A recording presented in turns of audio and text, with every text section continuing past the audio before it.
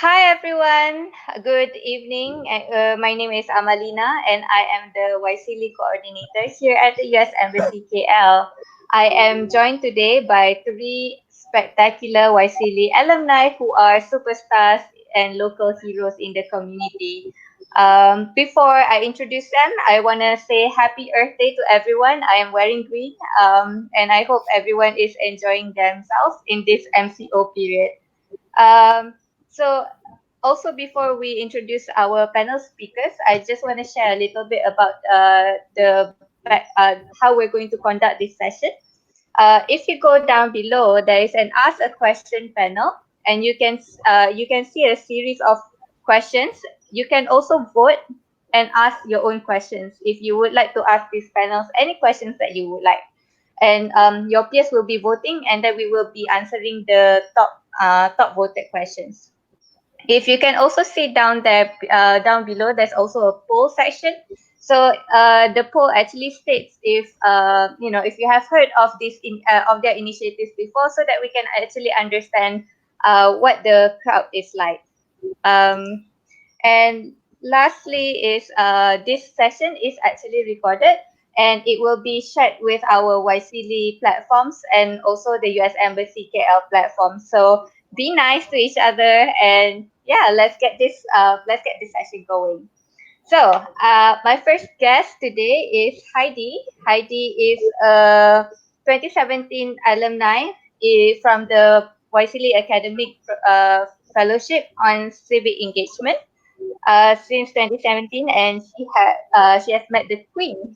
Um, my second speaker today is David Chak, who is a YSEALI alumni, also in 2017, professional fellowship on economic development. Lastly is Ms. Ambika Sangaran from 2018 YSEALI professional fellowship on sustainable development. So I'm going to give them a minute to just introduce themselves. Can you share with us a little bit about yourself, what you're currently doing, and a fun fact about yourself? We're going to start with Heidi first, yeah? Hi, my name is Heidi, and I am the founder and director of a non-profit organization called Refuge for the Refugees. We've been around for the past 9 years. Our first line of response or our core work usually revolves around education. So we run about 35 schools, two halfway homes, and a social business school for the refugee community. We do a lot of advocacy and policy work as well. But since the COVID-19 pandemic started and MCO was kicked into place in Malaysia, a lot of refugees and migrant communities lost their jobs. So the team has been working to roll out grocery bags for about 1,200 families on a weekly basis. We are into our third week of doing it now. Alongside that, we also work with core translators from the refugee community to translate as much materials from the MOH as possible so that we can get information out to the refugee community. A fun fact about myself, I really like coffee. And if you see me grumpy, the best thing you can do is buy me a cup of coffee. And So that's have you been making dalgona coffee? no, I've not. Yeah. Okay, let's make you one. All right, David, on to you now. So, hi everyone. My name is David. I'm a Teach from Malaysia alumni. I taught for 7 years, close to 7 years in a school in Bukit Mertajam, and I have co-founded an organization called Arus Academy with three of my other co-founders, all of whom are Teach from Malaysia alumni. Because we see the gap in education and we want to do something to solve it. That's why we started Arus Academy. Our mission is that we want to bring meaningful learning experience to school children nationwide through the different work that we do. So since the COVID-19 started, what we are doing is that we have moved our classes online and we have begin doing a lot of webinars for teachers because we realize that the sudden transition from offline in-person teaching to online teaching and the teachers around Malaysia are not very well prepared, and we are trying to do our best to prepare them to do online learning so that learning doesn't stop. There's a continuity of learning for the students nationwide. One fun fact about myself, I just started playing Pokemon again because I was Good. really bored at home. So I took out my 3DS and started playing. old Pokemon games. That is awesome. Thank you so much for sharing. And Ambika, last but not least. Hi guys, I'm Ambika here, Ambika Sangaran from BIji-biji Initiative and Me.reka. So as part of BIji-biji Initiative and Me.reka, our aim was to sow progressive ideas. So the seeds of progressive ideas. So we've been doing that through upcycling, as many of you might know already. We also do prior to COVID-19, we used to work a lot with sustainability campaigns, especially on our Beyond's Bin plastic recycling campaign and also other sustainability related programmings. As part of Me.reka, we run a makerspace in Publica, which is called Me.reka Makerspace, and where we provide 21st century education. So that was life prior to COVID-19, I guess. So life during COVID-19 is what we did. We kind of used the resources and skills that we had to run a campaign called Protecting Our Frontliners. So we engaged our team and also our partners, different organizations, more than 80 volunteers to fundraise more than 130,000 ringgit to deliver 20,000 face shields. So that's pretty much. One fact about myself, I've been learning a lot about myself during this COVID. The best thing, I guess, like I kind of took out my painting supplies after 15 years of them being in a box. So that was fun. That's amazing. Thank you so much for sharing, our beloved speakers. I learned a lot about you guys, and I'm hoping to learn a lot more about everyone else. Okay, so I will go and ask the first question and talk about the invisible elephant in the room, which is obviously COVID, and has been addressed by each of the speakers respectively. But can you share with us how was your initiative affected by the COVID, and what are your current challenges right now?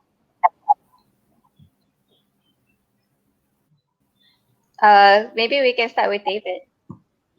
So our program being education, right? So previously we've been doing a lot of in-person program. We have online, we have classes for the students, we have seminars for teachers, and so on and so forth. So obviously with the COVID-19 and with everything being on hold, MCO and all and whatnot, all of these programs have to be stopped. So there are a lot of initiatives that we're working with the Ministry of Education. This initiative will have to be paused or be pivoted to a different direction. So that's what we did.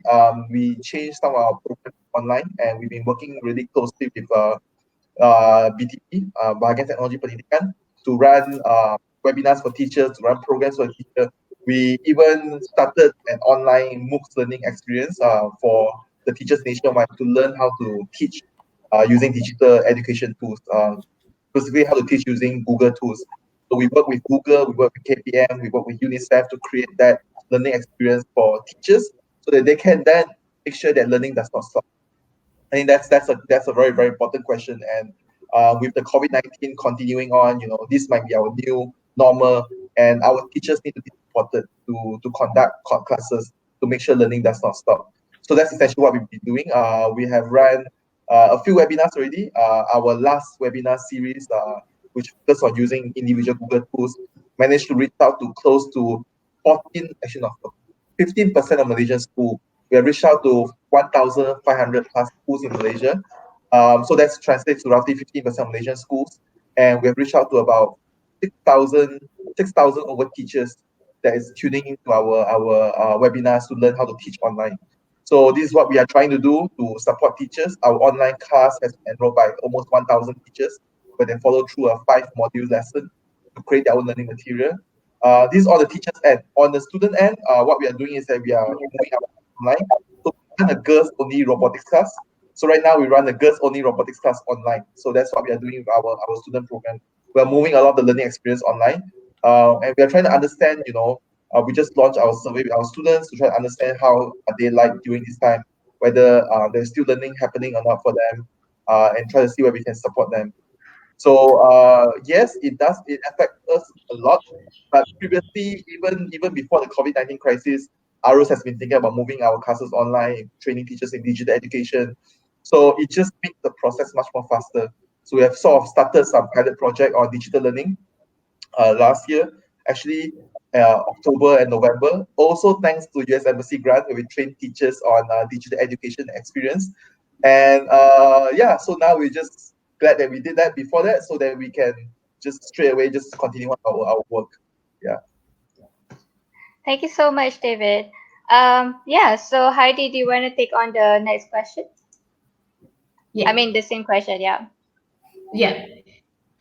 So for us at Refuge and Refugees, because our primary focus has been running refugee schools and supporting refugee schools, this has changed drastically since the MCO started. Especially because schools had to close, our kids had to stay home. So that has really that has made things a lot more difficult, I think. While we are still while the organization remains in providing education for the refugee community, or at least the schools that we are currently partnering with. So we, all our head teachers and all our volunteer teachers are now running online classes for the students that they're teaching. What our response has really translated into how do we best support the refugee community in such a time as this, and since because we are in such close contact with the refugee communities, a lot of them started telling us that of their struggle with putting food on their table for their families once MCO started, especially because they couldn't work and they're dependent on daily wages. So together as an organization, we partnered with 3 other organizations actually, Tenaga Nita, Dapur Jalanan, as well as Liga Rakyat Democratic, to see how we could keep bringing supplies to the tables of these families. So as mentioned just now, we roll out 1,200 bags of groceries to the refugee communities on a weekly basis. But besides that, we also do a needs-based assessment mapping just to make sure that we don't duplicate resources that other organizations are doing. And besides that, our focus would also be how do we best support the community this time, right? So on a smaller scale, we support the community with rent relief. Detention is still happening. Refugees who come out to receive food aid has now been detained. Some of them have been detained while walking out to receive food aid. So I guess all I'm really saying is that while the response is providing food aid, the intricacies would also be how do we make this as smooth as a process for the beneficiaries. This means our first phase of distribution for 1,200 families looked like 12 locations. Our second phase looked at 77 locations, and numbers just keep growing because we want to make sure that while we're getting aid out to them, we also want to safeguard them, keep them away from trouble, and keep them as healthy as possible. Right. That is, yeah, thank you so much for sharing. I think it's very important on your point to say where you don't duplicate resources. And it's you also mentioned about the importance of having partnerships and collaborations during this time of need. So thank you so much for that. Ambika, you're next. Yay. Hi, guys. So basically for us, M.reka Makerspace is a public space. So with COVID-19, you can't open it and run a public space lot. So that was the first thing that we kind of had to agree and close doors to, right? And besides that, BIji-biji also involved a lot on events and programming. That's pretty much a lot of creating awareness, creating events, programming, education. This is what we generally do. So with no mass gatherings, pretty much that will not be happening for a while as well. At the same time, we also run our BIji-biji Ethical Fashion, where we also do production, which needs people come and work as well. So with all these things kind of put on hold, it has also been a good thing. Just like what David mentioned, we've been trying to go digital forever, right? But always there is a reason, there is a due late, something that needs to be delivered, something happens that you just can't do that. So now it's out of necessity, and also I guess we get to ramp up our efforts to actually go digital because there's no other way. You just got to do it, right? And So that helped us to amplify our efforts to go digital, to sort out our internal processes. This is also kind of a downtime to actually make sure I put these structures back work, so we can look at things like how to increase efficiency in work, etc. We, as part of this COVID-19 initiative for the facials and also the PPE gowns, we also learned like to work with decentralized communities in different places, working with people that we never met. Like before, we used to send emails, but then we still go to their offices and say hi, etc. So now that all those things doesn't happen, we all just like look at ourselves, right? We're doing a webinar today, well, we never really met in person, right? So this kind of things help us to learn and navigate, I think, the future, the 21st century, the digital future that we are all looking at.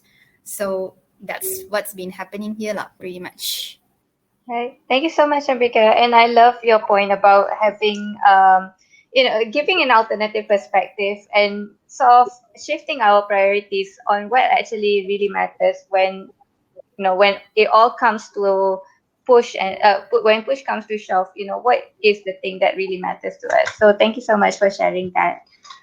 Okay, so now I'm going to be asking like specific questions for specific speakers.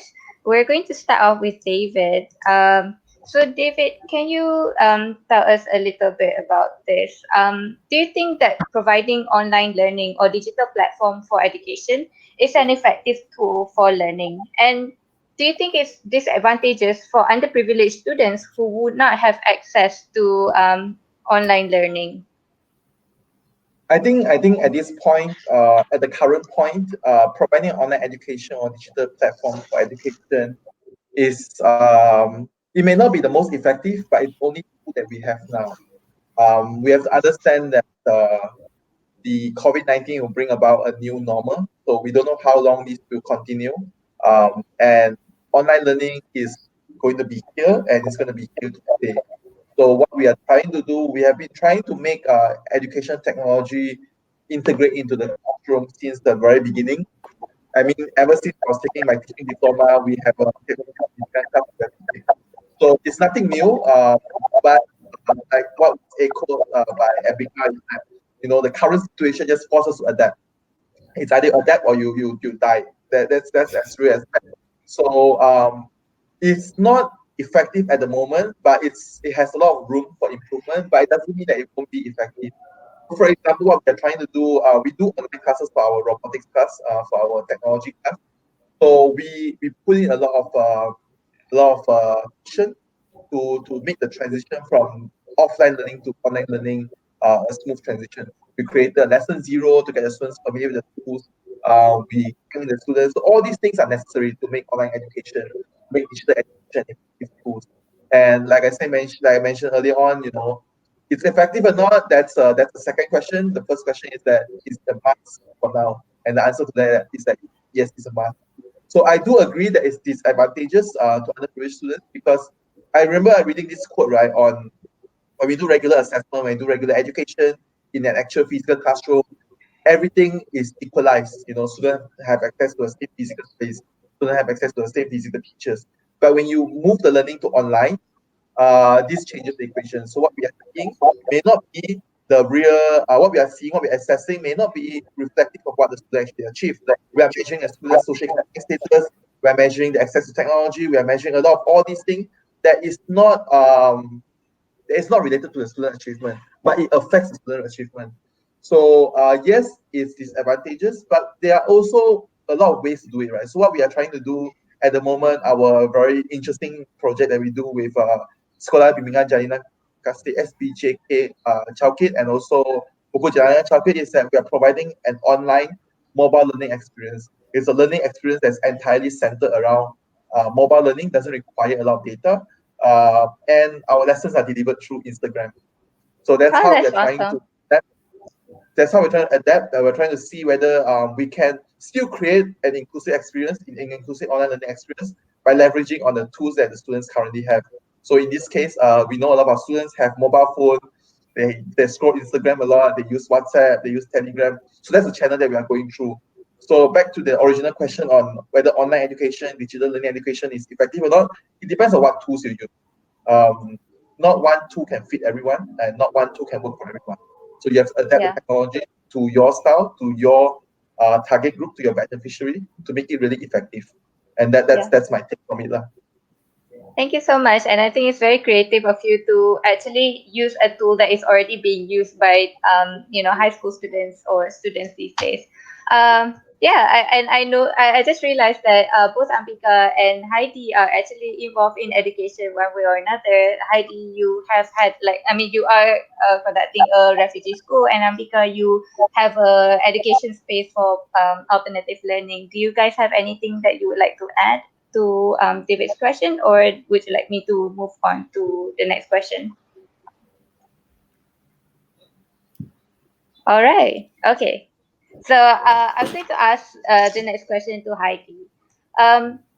So you talked about the initiative in response to COVID, where you have successfully provided for over 3,400 food packs for refugee and other underprivileged communities.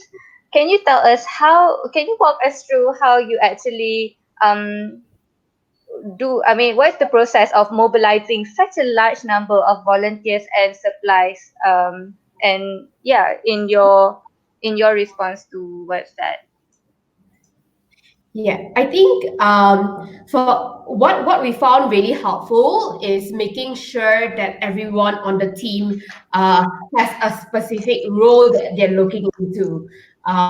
So we make sure that we split roles really clearly. For example, Refuge for Refugees would be the main organization looking into fundraising and managing the donor relations and partnerships. Tenaga Nita looks into mapping out the beneficiary list, processing all beneficiaries that come through us, making sure that, we match data, we map them out into zones for easy delivery. Liga Rakyat and DAPO have been amazing in coordinating volunteers and resources, making sure that, orders are being sent in, supplies are being received, volunteers are being managed when it comes to packing. So I think being able across the four organizations, able to split roles and responsibilities very clearly, yet give space, for us to support each other when necessary, has been really useful in just growing the work, or in just making sure that we reach out to as large as of a community as effectively as possible, while working with the manpower that we have. It's also really helpful for us that we've had a few partner organizations like Act, for example, that step in and go like, hey, I know that you guys really need manpower. How can I support you guys with volunteers? So having partner organizations and friends running organizations to step in and kind of like have questions like that has been also really useful, just so that we don't have to source out volunteers and manage everything at once. But Epic just goes, okay, if what you need is volunteers, we can just supply you volunteers. Great. Thank you so much, Heidi. And Ambika, my question for you is, obviously your organization is not a medical supply manufacturing company, and you as a head of ethical fashion are not expecting to design PPE gowns. You would be expecting to just design normal gowns, right? So, but during this COVID, you still managed to mobilize and learning and prototyping to produce face shields, over 23,000 face shields, and currently you are producing PPE gowns. Can you share with us the lessons that you have gained from this really steep learning curve and not having a lot of time to help and garner, mobilize everything? Yes, definitely. And yeah, we are not in the medical industry for sure, definitely. But I think BIji-biji Mereka's background, where we come from a project-based organization, that kind of helps, and it puts all our team members in a place where we are already always constantly learning something new and adapting and living with it, although all the time in the uncharted territories. So right now, it is pretty much learning another thing and making it happening. So that culture of learning and adapting, being agile basically, is kind of ingrained in the team. So that this project right now, the protecting the frontliners, gave me a more in-depth understanding of like how important it is actually to keep learning and to motivate your team to always learning something new and adapt as needed. I also saw the importance of having a flat organization as well. So going back to the how an agile culture is, so being a flat organization, that's not so much of an hierarchy that is focused onto one person. So at this time of in need, like of course making face shields, immediately there is another person that's gonna know more and know things how to do it better. So the ethical fashion team, we know to make bags. We don't know to use. We are not industrial designers that knows to make face shields, right? So at that moment, we immediately need to work with our team in Taylor's MReka Makerspace and also in MReka, who are the industrial designers who can use the 3D printers and the laser engravers to come up with the designs and do the final prototype, right? And then we need to engage with our team members who has been heading our different kind of production. We actually coordinate all the different volunteers that showed up to set up the productions. And then there is another team that actually started working with all the different people that wanted to sponsor all the different materials and arrange for deliveries. So at different points, there are different people taking on the lead, and being a flat organization that helped to create and recreate and dissolve the different kind of leadership roles, relationships that each and everyone had within each other, and to know at the time, okay, now I listen to you, no, now you listen to me. So these kind of things can happen very organically without issues, So that is the best deal ever. And having that kind of I saw that it is the most important thing to make sure something to happen in a very, very quick time in an efficient manner. So those are my lessons to be learned. So it's not about what is the final physical product. It goes same to Heidy and also for David. It's all about the team's ability to jump on and do something else just like that and think, and you don't know whether it's correct or not. You just make the best decisions and deal with the consequences and learn from there. Yeah. Right. Thank you so much to our speakers for those really great lessons. I think the lessons that I took from David is on the importance of having creativity, and from Heidy from strong communication and coordination skills, and lastly from Ambika to have a sense of flexibility in our organization. Those are really important skills that we should have in managing our organizations. And I think I will ask one last question, and this is to all of you before we'll open the questions and we will answer some of the questions asked by our viewers. Okay, so my last question for you guys is, how can we as individuals and also for the viewers out there who are watching, how can we help you on a personal capacity? Heidy, do you want to take that first? That is a pretty hard question, honestly. I would say that, if you're looking to support on a personal capacity, the best way would be to either donate or pool together resources for us. For example, if you know of 10 other people that want to do something as well, pool together these resources, then come to us in that sense, just so that logistics isn't as complicated. And I'm just saying this just based on the experience that we are packing groceries on 1,200 families on a weekly basis, right? So, for example, if we've got 10 people writing into us, donate 5 cans of sardine each, this means arranging logistics with 10 other people all at one time. And that really just complicates the process so much more, right? While we don't want to come off as sombong, like we don't want to not take it from you, or go we can do without your support. But realistically, there are many people writing into us wanting to help with really good intentions, but on our end, it's just thinking logistics. How do we pick it up from you? How do we make sure that someone's at the base to collect it and stuff like that? So I think what I would ask is either make a donation or pull together resources, then come to us, because that really eases eases how we can get aid out as efficient as possible. Of course, the landscape is different for every organization. That's just what works for us at the moment. Yeah. Thanks so much, Heidi. And Ambika, what about you?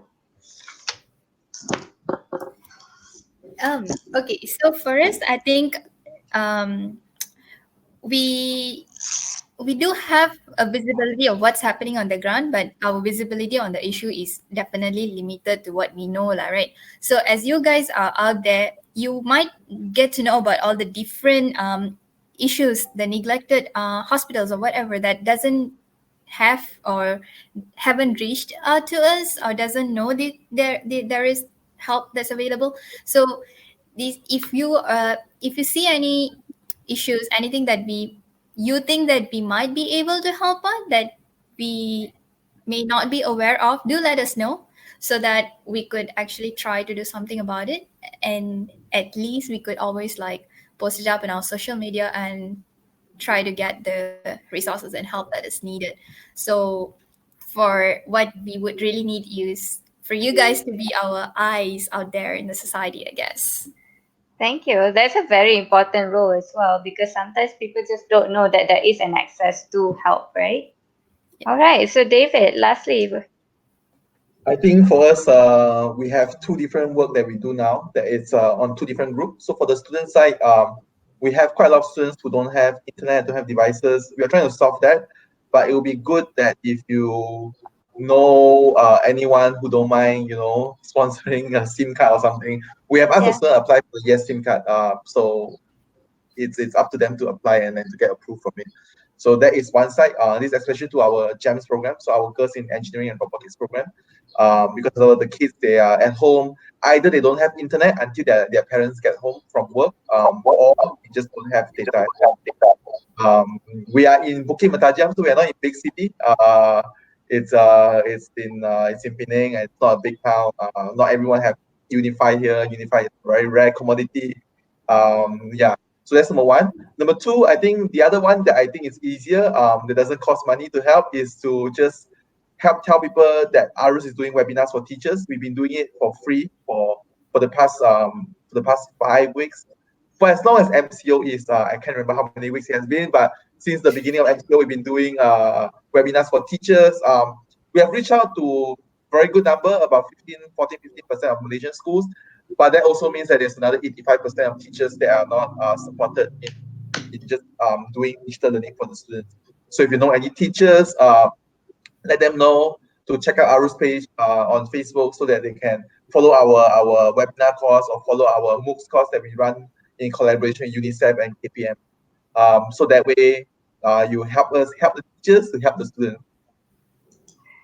Thank you so much, David. Heidi and Amika, that was really important for us to know. And I think another thing that we can help is to really just stay home, and that is a huge contribution without us even knowing it. Because if we can flatten the curve as soon as possible, then at least people can go back and help out physically. So that's my take. Okay, so now we're going to go through the question. I hope people have been asking a lot of questions down here. So let's take the top questions first. Heidi, this question is for you. I'm going to enlarge the question here. When does a refugee stop becoming a refugee? Assimilation or integration? How do these questions affect your work in general and also in times of crisis like the COVID-19 pandemic? Are you okay to take that question? Yeah, I think that's a really good question. In terms of when does a refugee stop becoming a refugee? It's usually really when they are fully integrated into a community. Just to walk, people through the process of what it looks like when a refugee arrives in Malaysia. First of all, a refugee is someone who had to flee their country due to persecution or war, and a lot of times fleeing their country is absolutely last resort when things are unbearable back home. So they find different means of coming over, but that is absolutely last resort. Right? So once they reach the borders of Malaysia, when they reach Malaysia, they have to find their way to UNHCR Malaysia to get themselves registered and to kind of sit through the entire process of waiting for your registration to be complete, going through rounds and rounds and rounds of interview to finally get the whole refugee status. So it is a pretty complex process that you have to go through before UNHCR verifies that you are a refugee. And once you are verified as a refugee, you will then kind of go to a country that's taking refugees. So that is usually how the process is like. And only once you're over, for example, in New Zealand or in Australia or United States for 2 years under the refugee status, that's when you slowly kind of, I think it takes up to like 5 years or so for you to even attempt to apply for a certain level of citizenship within these countries.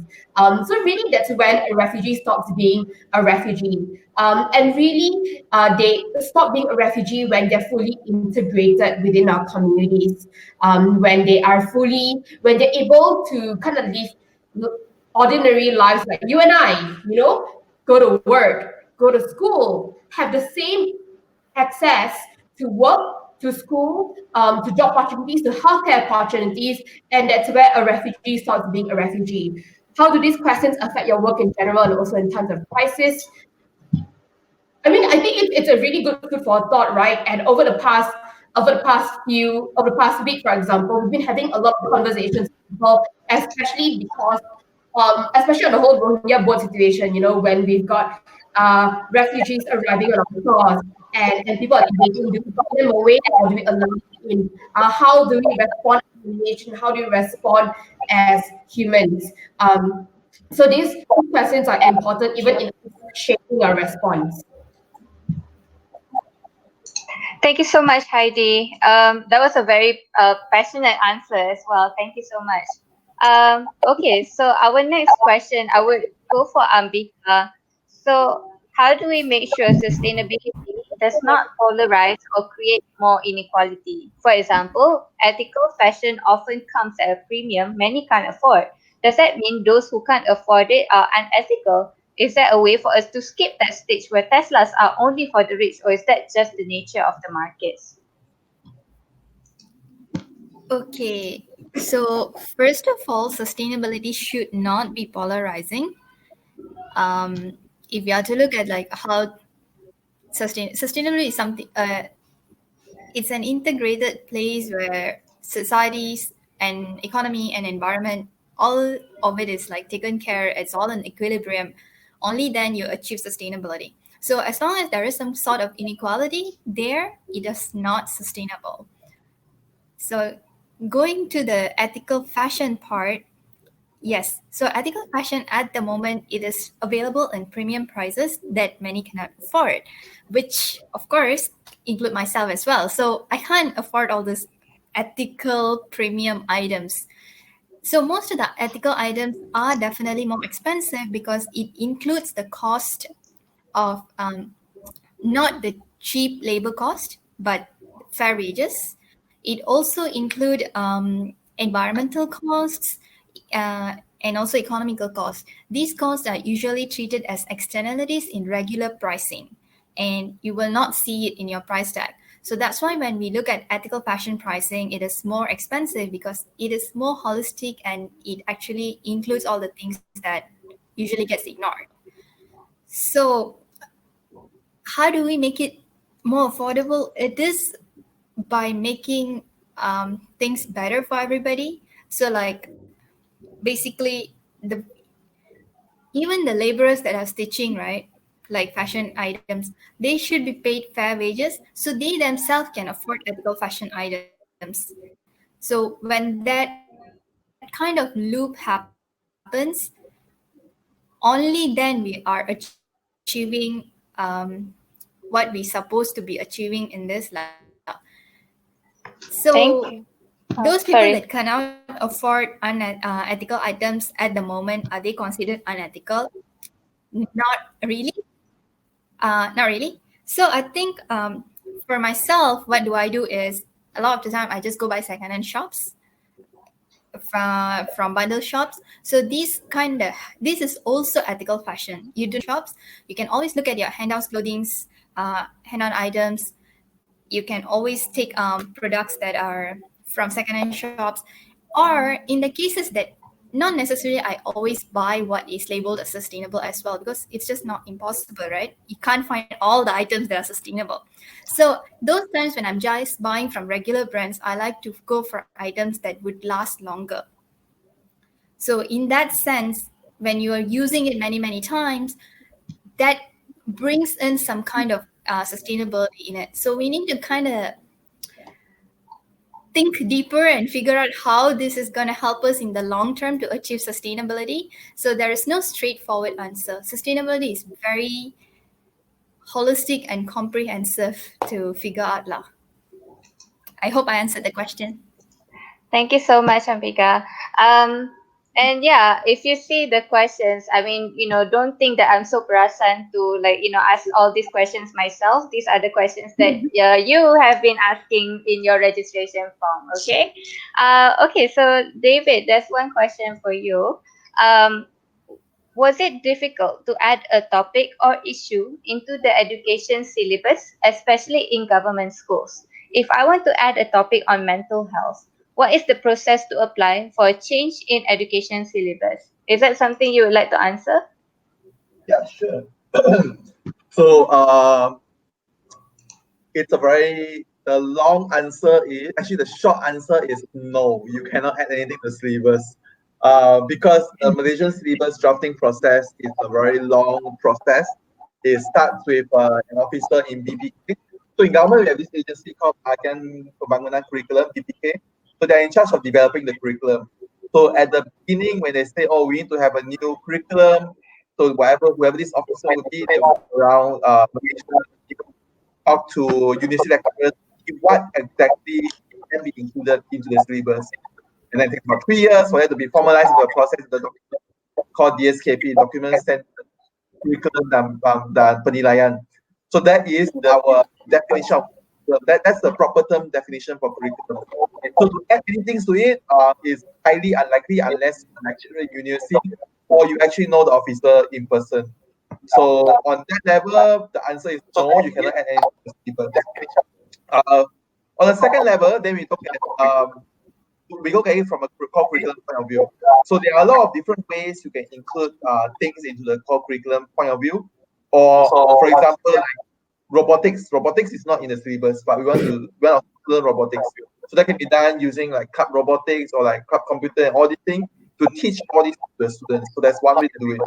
Another way you can also so for this way to work, anyone can do it. You just send in your proposal to Bahagian Kesenian dan Curriculum, BKK, and then they'll process it and you get saying that your program is halal and can be conducted, and then you can go to school to do your program. So then the third way, it's called module way. So you can actually create a module to use for any particular agency in the government, and then again to do program in school as well. But this one the teacher have to carry out in school. For example, I think UNICEF a few years ago they did hak asasi kanak-kanak. So hak asasi kanak-kanak module where the teachers have to implement in the classroom when they teach civic or any other subject. There is also module Keselamatan Jalan Raya. So all these modules are content that's not in the formal syllabus, that is not in core curriculum, but something the teacher can carry out. So in your question about core curriculum, oh, by the way, that's actually what we do a lot of time also. So we cannot decide how the curriculum will go, but we can decide how a curriculum is taught. So what we do a lot of the time is that we work with the government, with KPM to create lesson plan, to create modules that we still teach all this content, we still teach all this curriculum, but we teach it in the way that we want it to be. The way our content curriculum is written is actually very general. For example, you want to teach us sustainability. Sustainability or kemapanan is actually a huge topic in geography. Just how you teach it. So that's up to the creativity of the teacher. And sometimes the teacher might not have any idea how to do it. So that's when we come in and say, oh, if you want to teach about, for example, I'm just giving out a random example. You want to talk about kesan manusia terhadap alam sekitar. You can talk about it from a point of view ethical fashion, because at the end of the day, you still achieve the objective of sustainability in real life, but you're taking it from an ethical fashion point of view. So in that way, that's the easiest way. You just create content for teachers to use it. Make sure your content is aligned to the curriculum, because at the end of the day, it's the teacher who decides how to teach the topic. On your topic on mental health, actually kesihatan minda is a big thing in our PJK. Pendidikan Jasmani dan Kesihatan on mental health. That's one way you can do. You create a module, make sure you refer back to the relevance. So if you want to use the module, and then you promote the module for teachers to use. You can do it with the formal endorsement from government, or you can just do it as a module on your own. Don't have to be endorsed by government. Just remember, one thing we all have to remember is that the teacher is the education citizen. A teacher decides how a topic is taught. Teacher decide how the students will learn. So if you can get to the teacher will use the module if they find it useful, and if another way you can do it for mental health specifically is that I'm not sure they still do it now. At least as of last year, they still do it in school. Something called Pembimbing Rakan Sebaya, so PRS. So you can create a module for PRS. PRS is a program for peer counselor, and there isn't really much support for counselor to do program for PRS, so that's a gap that I see. But I don't have the capacity to do something about it. So if you're thinking of doing anything related to mental health, that's a very, very good cut-in point. Create a module for PRS, and the PRS can do it in school. School would have PRS, school have counselors. Just that you can create more materials, more modules for them to help. So that's the most direct way anyone can contribute to what students are learning in school. So the long answer is depends on how you do it. The short answer is no. So it's really up to you how you want to do something about it. All right. Thanks, David. Okay, so there's one interesting question that has been garnering a lot of votes now. It is addressed to everyone, basically. So you guys can take turns on how, if you would like to answer this. How do you earn an income and sustain while doing social work? I mean, as we know, in Malaysia, NGOs are not paid well. So I think this is a question that a lot of people are interested in. Anyone wants to go first? I'm going to point to people. So Ambika, you first. Well, this is a hard question, isn't it? How do Yeah. they earn income and sustain while doing social work?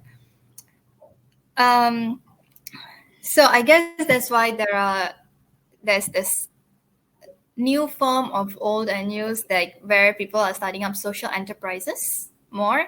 So you actually have a business model that will enable you to be market relevant and offer a product or service that actually have a market need. So by supplying that, you relate it somehow to the social or environmental or economical impact that you want to create. So that's the way to kind of include it. So you guys can check out all the different social enterprise models. The most famous one is the Tom's Shoes, where they want to provide shoes to the poor people in different countries. How do they do it? By selling the shoes at a premium price in a different location to the people that can afford it, and then buy one, give another one free to another person. So there's a lot of subscription models as well. There are I think there are around 4 to 5 different models that you can subscribe. So you need to figure out what is your aim, what do you want to achieve, and then how do you create that impact while doing the business that is market relevant, that somebody will pay to receive your product or service. So through that, you get to employ yourself and other people, so you get income to sustain yourself and you achieve the impact. It's a bit complicated, need to think through and make sure everything works, but that's how to make sure we can earn income while sustaining ourselves. Yeah. Yeah. Thank you so much. Heidi, do you want to take to the next question? I mean, the next one? As in the same question, Yeah, do I same want to? question. Yeah, I think in terms of, I think Ambika spoke really well about the social enterprise scene, and that's really important, and something that I find really inspiring. I think in the NGO sector, we try our best to become experts in crafting or understanding the situation on the ground. So, for example, for us and for many NGOs that we know, we earn an income and sustain by doing consultation work with our overseas partners in terms of learning to craft a, to understand the needs on the ground and learning to craft a response. So we earn, while doing consultation work for our partners. Yeah. Correct me if I'm wrong, Heidi, but you were also providing advice and expertise to the Ministry of Women previously, right? Yeah. Previously, that's what we were doing, and I mean, I work with the Queen's Commonwealth Trust. We work with partners across the United States. And different organizations. With the European Commission, we're in Brussels to speak on encountering violence as well. How do we manage violence within our communities? So just different engagements like this, or even with corporates, right? Helping them. I think last year we got pretty involved in corporates doing their quarterly trainings for their employees. So just running leadership modules, lessons learned on the ground. That has helped Correct. as well. I mean, of course, that's just really a fraction on the side of the much bigger picture, right? When we were still allowed to run schools, each of our schools had a small social enterprise scene where families and students coming to the school would craft and make items to be sold to the public as well. So it's really just a mix of stuff like that. But I think what's really important, like what Ambika also rightly said, that there are people that would pay for either an experience or a product or a piece of advice, a consultation in that sense. And so we kind of bank on that, and then we can the profit from it to supporting the community on the ground. Thank you. Thanks, Heidi. And lastly, David, do you have anything else to add? Yeah, I think what people have to understand is that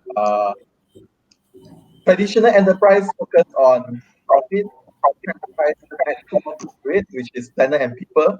At the end of the day, as social enterprise, we still care about profit. So it's still a job. We are not doing it for free. We get a lot of credit with the guy upstairs, but then that doesn't pay for bill in this world. Uh, so like I said, we still focus on profit, still trying to make ways, make money. And I don't want to repeat what Ambika was saying, how there are models you can look at to support your business. Ultimately, it's a job, it's a career, it's a way to earn money, it's a way to earn a living. Just comes with a huge bonus of you able to help the people and the planet.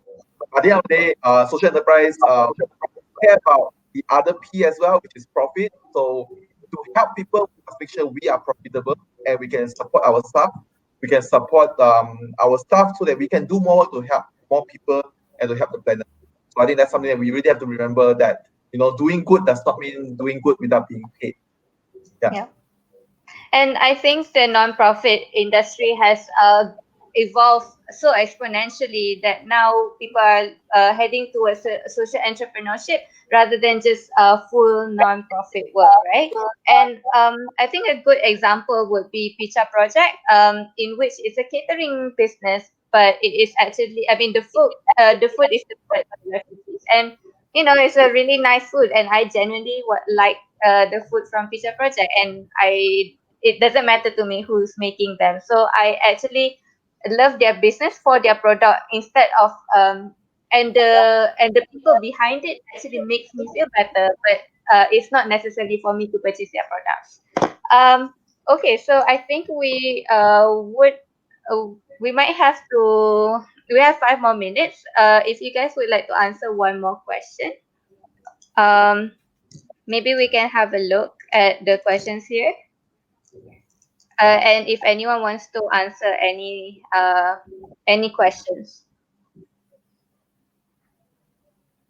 And Heidi, you seem to be very popular among the viewers. You've been getting a lot of questions. Yay. Yeah, maybe I'll try just answering. I mean, I see the question on how do you start an organization at the age of 18 and what support you needed to start an organization, asked quite a number of times. I think there's probably like 8 different ones asking the same question. So maybe I'll just quickly address it. Not so much of how I started, but I think just in general for organizations, or at least the groups of people that I know, right? Whether it's it BIji-biji or Arus or Teach for Malaysia, or Picha, a lot of times it's really it's hard work and passion, guys. I mean, it's not about the connections you have.